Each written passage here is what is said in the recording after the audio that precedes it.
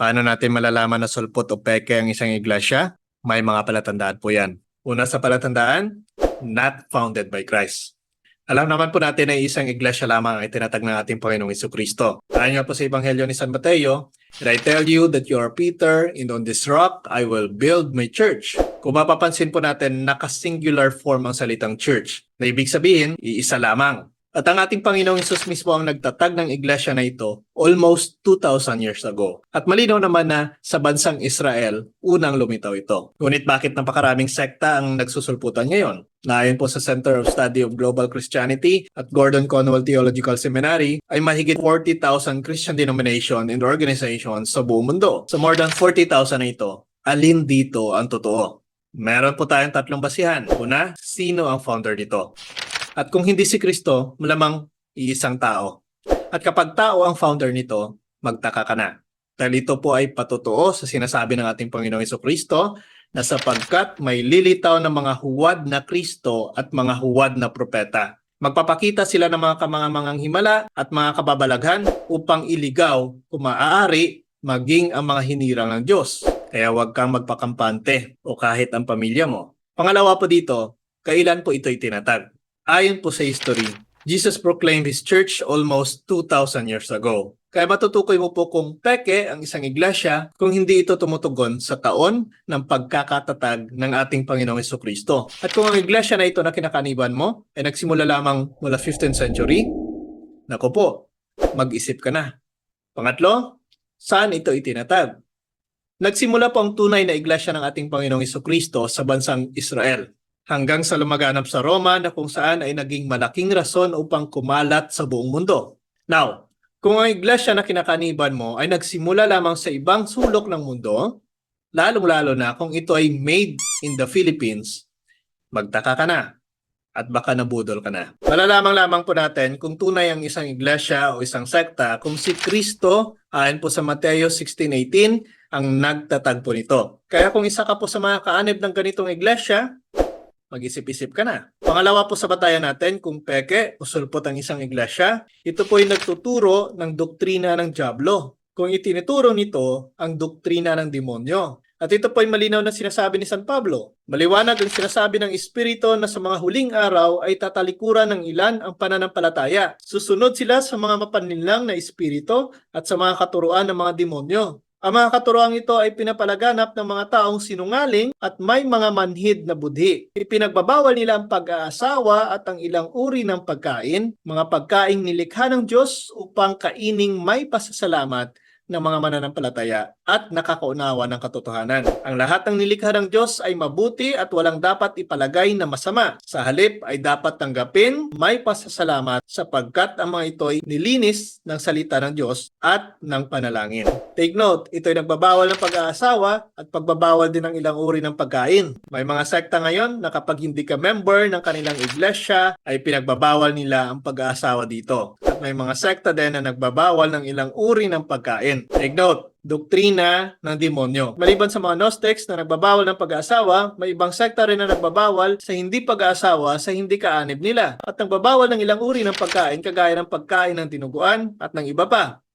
Kaya kung isa ka sa mga kaanib ng ganitong iglesia, mag-isip-isip ka na. Pangatlong basihan ng isang pekeng sekta, kung ito po ay nagre-require ng 10% sa mga miyembro o 10% mula sa mga kinikita nito. At upang tuluyan ka mautos sa kanilang mga panuloko, gagamitin pa nila sa iyo ang talatang ito. Malakyas 3:10. Sinasabi dito, dalhin ninyo ng buong buo ang inyong mga ikasampung bahagi sa tahanan ng Diyos upang matugunan ang pangangailangan sa aking tahanan. Subukin ninyo ako sa bagay na ito kung hindi ko bubuksan ang mga bintana ng langit at ibuo sa inyo ang masaganang pagpapala. Sinasabi nga sa verse, subukin mo ang Panginoon sa iyong pagbibigay ng 10% ng mga kinikita mo at malalaman mo ang kanyang ganti. Diba? Nakakatakot kapag hindi nasunod. Ngunit ito ba'y utos sa ating mga Kristiyano? Isang malaking hindi. Dahil ito po'y utos lamang para sa mga Hudyo na ginagamit naman upang ang kanilang mga modus ay kanilang maipilit. Kaya yumayaman palalo ang mga founder nila na hindi naman si Kristo. Ano pong utos sa mga Kristiyano? Magbigay ang bawat isa ayon sa ipinasya ng kaniyang puso. Hindi sa kalungkutan o sa pangangailangan sapagkat iniibig ng Diyos ang mga nagbibigay ng masaya. So kung ilan lang ang iyong kaya, ay katanggap-tanggap na ito sa ating Panginoon. Hindi sa inire-require na 10%. So ayon pala sa ipinasya ng konsensya mo, hindi sa ipinasya ng pastor o ng ministro. Kaya kung isa ka sa mga kaanib ng ganitong iglesia, mag-isip-isip ka na. Pang-apat, malalaman mong kakasulpot lamang kung ito ay nakarehistro sa Security and Exchange Commission. Bakit po? Dahil isa lamang po itong patunay ng sekta na ito ay made in the Philippines. At obligado sila na magparehistro dahil tunay na hindi ito reliyon bagkus sa isang corporation. Diba? Take note, ang tunay na simbahan na tatag ng ating Panginoong Jesucristo ay hindi sakop sa batas na ito. Dahil si Kristo ay hindi nagtatag ng kanyang iglesia sa Pilipinas, ni hindi gumawa ng isang korporasyon. Kaya huwag maniwala sa sekta na nagsasabi na sila ang tunay na iglesia. Baka masilsto ka at kumagat sa mga binibenta nila upang sila ay kumita. Kaya kung kayo po ay kaanib ng ganitong sekta, naku po, mag-isip-isip ka na. Ang lima, isa sa mga palatandaan na peke ang isang sekta kapag ito ay nagtuturo ng sola scriptura o Biblia lamang ang pinaniniwalaan na tanging otoridad sa pananampalatayang Kristiyano. Take note, ang kahulugan po ng sola scriptura, we don't accept any norms for faith except what we find written in canonical scripture. So kung ano lang kanilang nabasa sa Biblia, ayun ang kanilang paniniwalaan. Kaya malamang hindi rin nila dapat paniwalaan ng Facebook kasi hindi rin naman mababasa sa Biblia. Di ba? Na ibig sabihin, walang mga sektang ito kung walang Biblia. At pag walang Biblia, wala pala silang basihan ang pangalan ng kanilang iglesia. Di ba? Paano po natin masasabi ito? Marami na pong ganitong iglesia, kagaya na lamang po ng Iglesia ni Cristo na ibinatay ang kanilang pangalan sa Romans 16:16. Baptist Church na ibinatay ang kanilang pangalan sa Acts chapter 2 verse 38. Born Again na ibinatay ang kanilang pangalan sa John 3:3. Members of Church International na ibinatay ang kanilang pangalan sa 1 Corinthians chapter 1 verse 2. Kaya hindi na rin po nakapagtataka na ang mga ito ay nagkakaisa sa pagsira ng simbahan. Dahil mga parehong sulpot, parehong pekang iglesia, kaya pareho rin po ang paniniwala. Of course, ang magiging tugon po nila dito, hindi ba sapat ang Biblia na salita ng Diyos? Sabay gamit po ang verse na 2 Timothy 3:16. Ang lahat ng kasulatan ay kinasihan ng Diyos at kapakipakinabang sa pagtuturo, sa pagsaway, sa pagtutuwid, at sa pagsasanay sa katwiran. Take note, tama po ang nakasulat at yan naman talaga po ang nararapat. Ngunit wala pong nakasulat dyan na sola scriptura o Bible alone lamang. At yan po ay nagpatotoo sa sinasabi po ng ating Panginoong Jesucristo. At maraming bulaang propeta ang lilitaw at ililigaw ang marami. Kaya kung ang ating batayan ay Biblia lamang, marami pa ang itinuturo ng ating Panginoon na hindi po na nakasulat. John 21 verse 25, na kung isusulat ang lahat ng ginawa o itinuro ng ating Panginoong Jesucristo ay hindi magkakasya sa mundong ito. At kung pagbabatayan rin po natin, ang sinulat ni San Pablo batay po sa paborito nilang bersyon ng Biblia ay ito pong nakasulat. 2 Thessalonians chapter 2 verse 15, King James Version. Ano pong sinasabi dito? Therefore, brethren, stand fast and hold the traditions which ye have been taught, whether by words or our epistle. May tradisyon na sinusunod po ang tunay na simbahan simula sa mga apostol na namahala ng iglesyang itinayo ng ating Panginoon Jesucristo. Kung sa tradisyon ang kanilang argumento na hindi makikita sa Biblia, kagaya po ng mga tradisyon na ginagawa ng ating simbahang Iglesia Katolika, ay malaking kakulangan po iyan sa paghahanap ng katotohanan. Dahil tanging ang tunay na iglesia lamang ang nakakaalam ng tradisyon na iyan na ipinagpasa-pasa hanggang sa kasalukuyan. Kaya hindi po nakapagtataka na palagi itong argumento ng mga ibang pananampalataya dahil hindi naman talaga sila kabilang sa iglesia na nagpanatili ng tradisyon ng mga unang Kristiyano.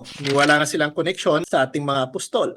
Diba? Kaya ano pong sabi ni St. Paul? Ngayon, inuutos namin sa inyo, mga kapatid, sa panalangin ng ating Panginoong Jesucristo na iwanan ninyo ang sinumang kapatid na lumalakad sa katamaran at hindi ayon sa tradisyon na tinanggap ninyo mula sa amin. Ito po ang patunay na hindi Biblia ang iniwan ng ating Panginoon, bagkos ay Kristiyanong simbahan, the Catholic Church. Matthew 16 verse 18. Kaya kung wala ka talaga sa tunay na simbahan, lumalabas na patuloy ka pa rin lumalakad sa katamaran na hindi ayon sa tradisyon na iniwan ng mga apostol. So ayan po mga curious. Ito po ang ilan sa mga patunay na peke o sulpot lamang ang isang iglesia. Kaya kung narinig nyo po ito, kung napanood niyo pong video na ito at kung may mga kakilala po kayo na naloko ng mga sektang peke at hindi tunay na tatag ng ating Panginoong Jesucristo, maaari niyo po itong ibahagi upang makatulong po sa paglilinaw at makapagbigay po ng kaalaman, ng katotohanan at mabigyan po ng kaliwanagan. So ayan po mga curious, panatilihin po natin maging matatag ang ating pananampalatayang Katoliko dahil ito lamang pong simbahan, ito lamang pong iglesia na itinatag ng ating Panginoong Jesucristo na may matibay na koneksyon talaga sa mga unang Kristiyano, sa mga apostol at sa ating Panginoong Hesus. Kaya maging isang tunay na Katoliko sa salita at sa gawa. And again, maaari nyo rin po itong ipakita sa pagsuot po ng ating Catholic t-shirt na available na po para sa inyo. Muli po, this is Mr. Curious Catholic. Kasama po ninyo sa pagtatanggol ng ating simbahan. Pro Deo et Ecclesia. Sa Diyos po ang lahat ng kapurihan. Hello mga kalaiko, nabasa niyo? Ganda. Lumapit kayo sa akin. Nung ako po ay katotestante pa, hybrid ng Katoliko at Protestante, marami tayong mga katanungan sa ating isipan patungkol sa ating pananampalataya bilang Katoliko. Marami tayong mga bagay na nag-aagam-agam sa ating kaisipan na totoo ba to? May paliwanag ba ito? Huwag kayong mag-alala, na-curious lang kayo. Kaya salamat naman yung aking pagiging curiosity ito ay natugunan ng mga kasagutan sa mga taong nag-aral at lehitimong tagapagturo ng ating pananampalataya. Kaya kung kayo man ay naging katulad ko noon, ay huwag po tayong magtatanong sa hindi Katoliko. Tayo po ay magsiyasat at atin pong tuklasin yung yaman ng ating pananampalataya upang sa ganon ay hindi po tayo maging mangmang sa sarili nating pananampalataya. Kaya kung ninanais po ninyo na mapunuan ng tamang kaalaman ang ating mga katanungan sa ating isipan patungkol sa ating pananampalataya, may tip ako sa inyo. Pasyalan po ninyo ang channel ng Curious Catholic. At makikita po ninyo yung mga topic doon. At sa inyong pakikinig, tinitiyak ko, magiging tulad ko rin kayo. Mani lumibaw po, isang solidong Katoliko. Pro Deo et Ecclesia.